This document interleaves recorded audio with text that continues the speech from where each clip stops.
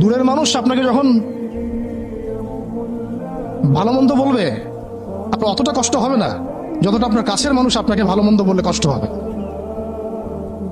যখন আপনার প্রিয় মানুষেরা আপনাকে পাথর ছুড়বে, এই পাথরের আঘাত সহ্য করা এত সহজ না। কাফেররা, ফাসেকরা, জালেমরা, মুশরিক, মুনাফিকরা পাথর ছুড়বে, সেই পাথর আপনি সৌভাগ্যের সাথে বরণ করতে পারেন, সেই রক্তক্ষরণে আপনার কষ্ট হবে না। প্রিয় মানুষদের দেওয়া অপবাদ, মিথ্যাচার, গীবত, তহমত, পাথর আপনাকে এত কষ্ট দিবে, এই কষ্টের লোড আপনি সহ্য করতে পারবেন না।